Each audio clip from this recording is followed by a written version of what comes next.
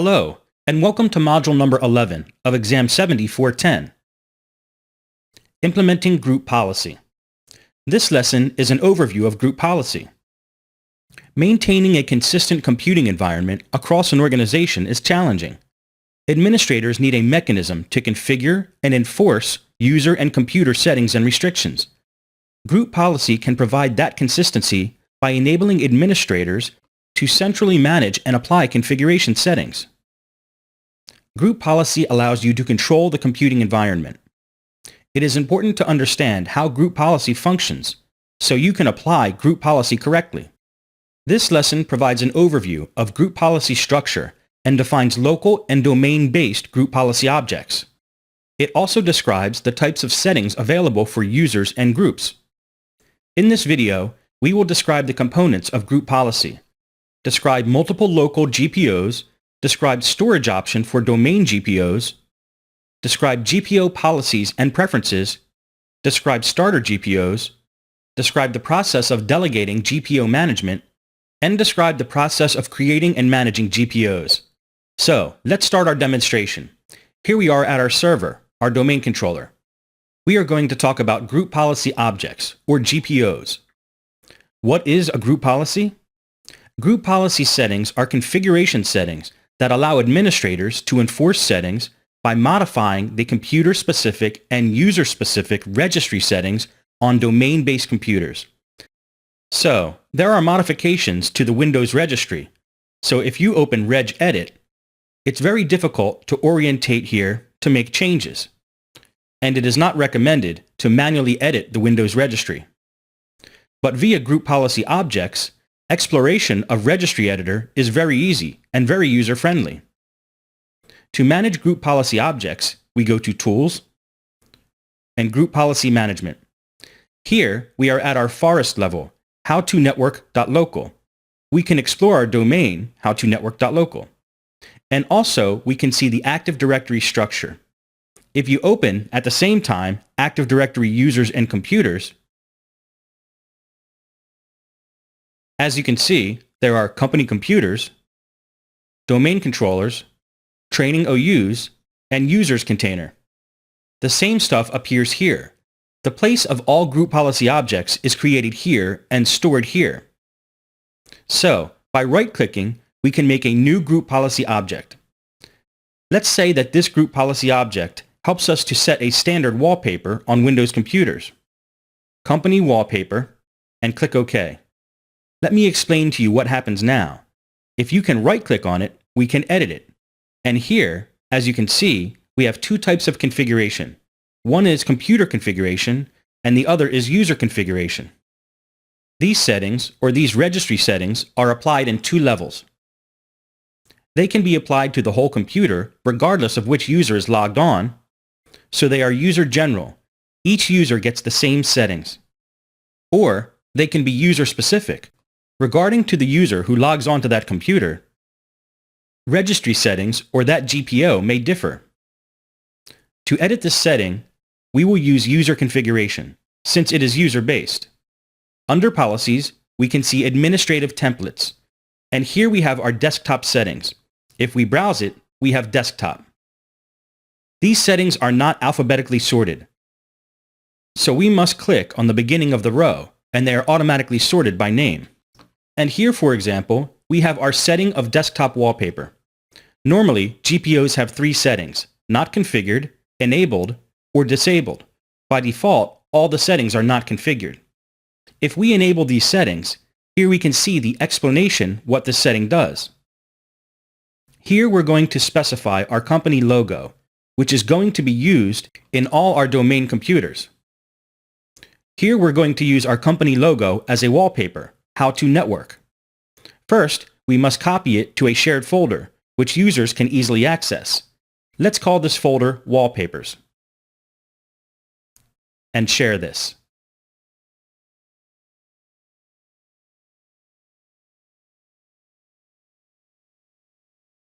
Let's choose Everyone.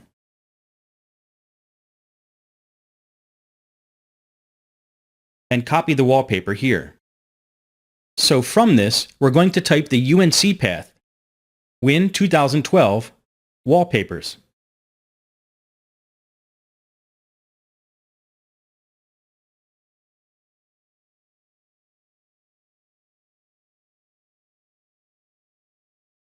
And from here, we can choose the wallpaper style.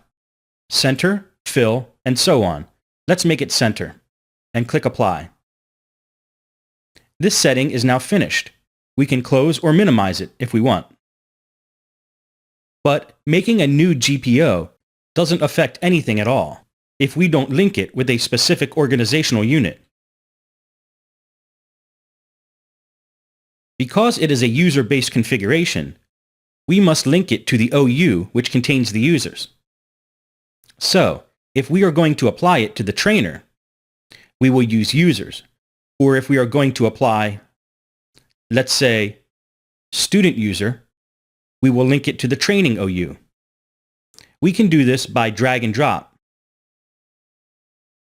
And click OK.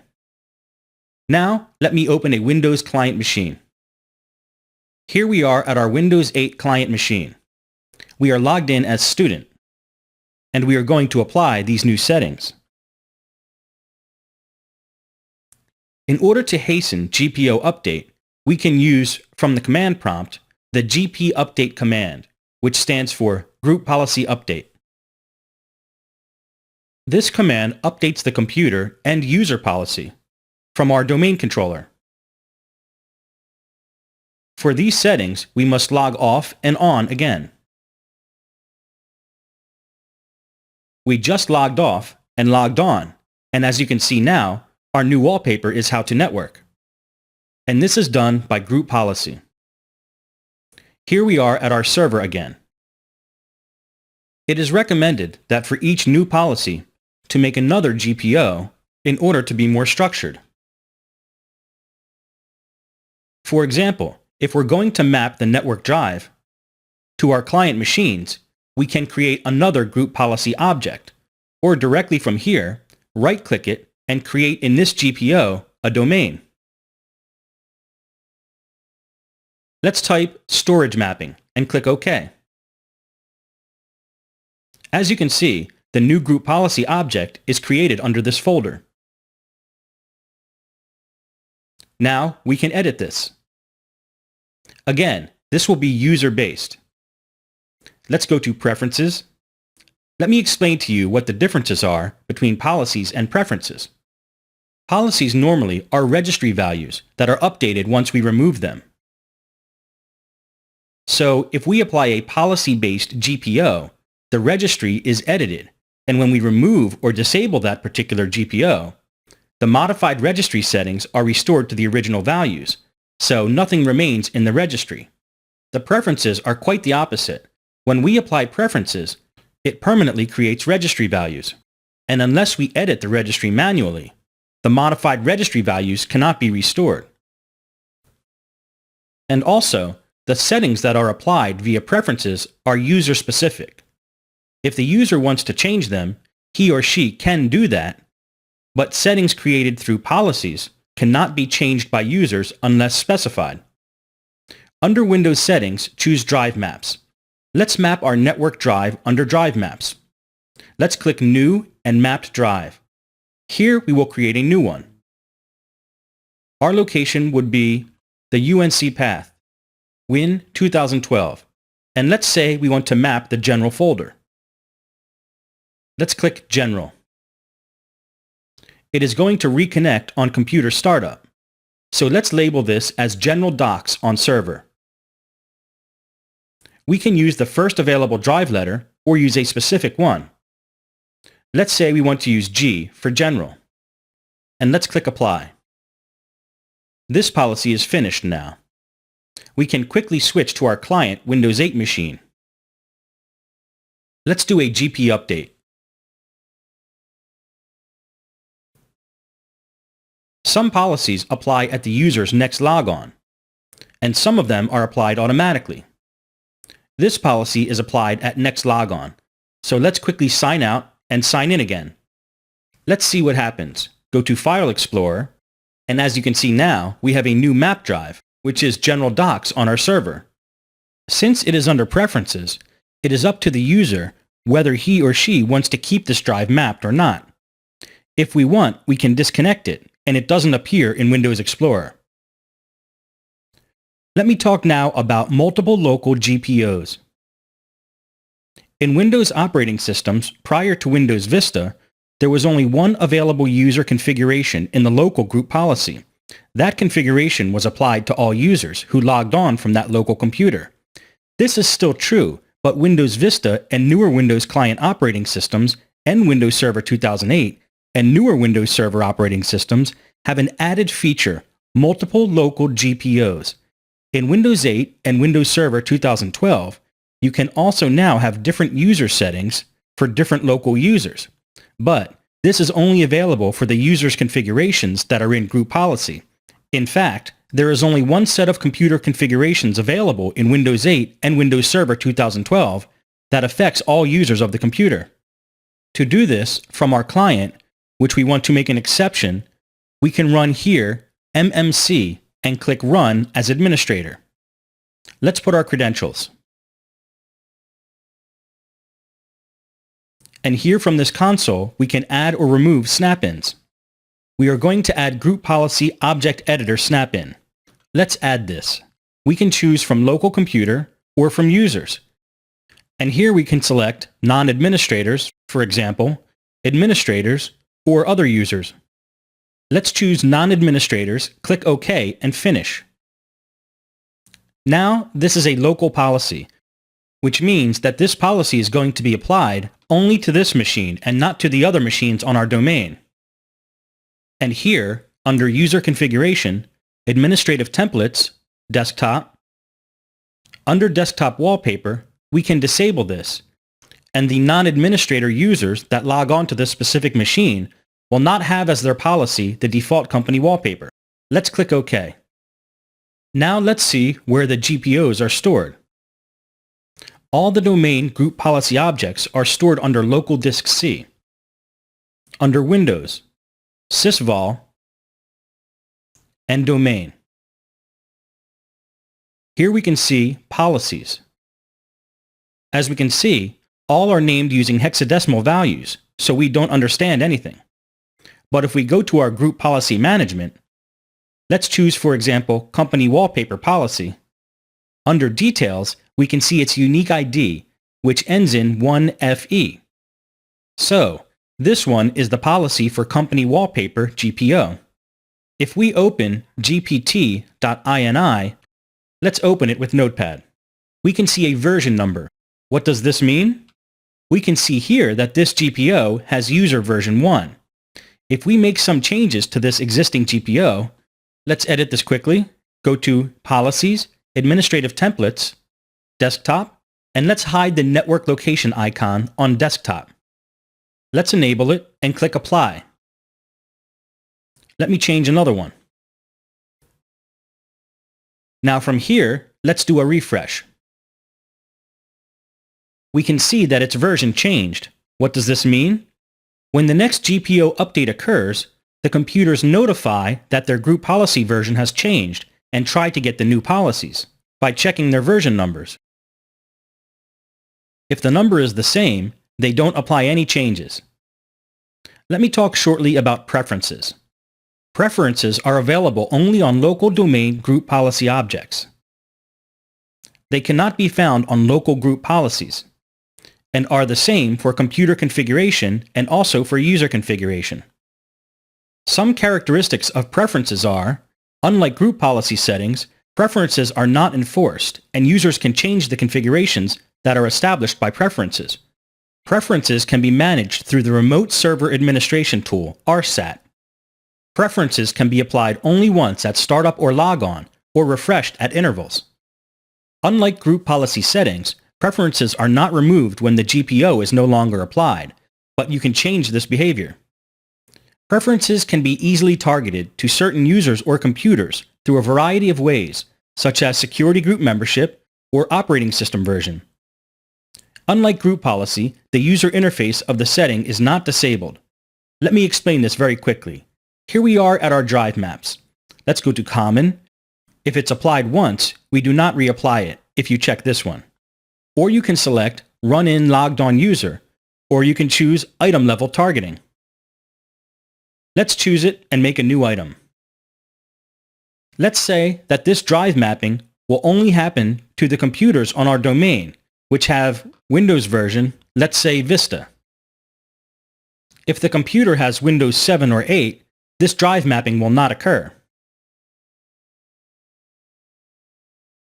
So this is a nice feature if we want to make granular application, or if we want, we can select the IP address range. We can use the IP address range where some settings happen for our proxy at our company. When a laptop, for example, enters our network range, it's going to get automatically our local proxy settings. Let's continue with our starter GPOs. What are starter GPOs? Starter GPOs are default templates. To enable them, we must first create our starter GPO folder. Let's create it. And here, as you can see, we have some Microsoft-based templates, which help us to manage better our clients' machines. For example, Vista, XP, or other starter GPOs. We can save this. Let's type firewall ports starter. And once we've saved it, we can see it under our group policy objects. That's our firewall port starter, which has got some settings from our template or starter GPO. Also, from here, let's choose Create a GPO, and from here, we can choose our starter GPO source. Let me walk you quickly through some settings of this policy. If you go here under our settings, here you can see all the settings that are configured to this starter GPO. Under Computer Configuration, Security Settings, here we have some configurations, some inbound rules also. Connection security settings, and so on. We can load this from another computer or save this cabinet in order to take it to another domain. The most common situation in which we use a starter GPO is when we want a group of settings for a type of computer role. For example, you might want all corporate laptops to have the same desktop restrictions, or all file servers to have the same baseline group policy settings, but enable variations for different departments. Let's make a new starter GPO. Let's type in laptop configuration. Let's edit this. It is a normal GPO, so under Computer Settings, we can create some network settings. Let's say we want to turn on the branch cache, for example. Go to Direct Access and choose Support Email Address. Let's type it@howtonetwork.com. So, under Company Computers, go to Workstations and select Laptops. Let's create a GPO. Name it Laptops Configuration. And here we can choose our template for laptop configurations. So, there's no need for extra configuration. Also, administrators can delegate some of the group policy administrative tasks to other users. These users do not have to be domain administrators. They can be users that are granted certain rights for GPOs. For example, a user who manages a particular organizational unit could be tasked with performing reporting and analysis duties, while the help desk group is allowed to edit GPOs for that OU. A third group of developers might be put in charge of creating Windows management instrumentation filters. To delegate a specific GPO, let's go to our group policy objects. Let's say that our laptop's configuration must be configured by our local IT staff. Under Delegation, we can choose to add, let's say that our trainer has permissions to read, edit settings, delete, or modify security. So, the trainer, who is not a domain admin, can modify the laptop's configuration group policy object. If we want something more specific, we can go to Advanced Configurations. And here we can choose the trainer to read, write, and apply group policy. This is a way to delegate tasks for GPO configurations. Another way of delegation is via Active Directory, users and computers. Let's say that our workstations will be managed by the IT support and servers only by domain admin. Under workstations, we can delegate control. Let's click Next and type in Trainer. Let's click Next because we're going to create a custom task in this folder and all the other folders in it. So, this user is going to create group policy containers and delete group policy containers. Let's click Next and Finish. Now the trainer user has the ability to modify, edit, or delete existing GPOs to workstations OUs. The group policy objects are cumulative. So if you have some configurations at our default domain policy, it is going to be applied to all domain objects. Also, the configurations of laptops, which is underneath the domain, apply only to laptops organizational units. The default domain policy setting plus laptops configurations will be applied to all computers that are under laptops OU. To see that, we can use Group Policy Results. Right-click it and select Group Policy Results Wizard. And let's select this computer and select Administrator. Here we can see all the policies that apply to our administrator user when he or she logs on to this computer. So this is cumulative. All the settings that will affect the administrator user in this computer. Group policy modeling is a nice tool which helps us to ensure the effects of GPO for a specific user or computer account without applying it. Let's select Training. Choose Authenticated Users and click Next. If a user connects to our network, he's going to get the following settings: drive maps, company wallpapers, storage mapping, and default domain policy.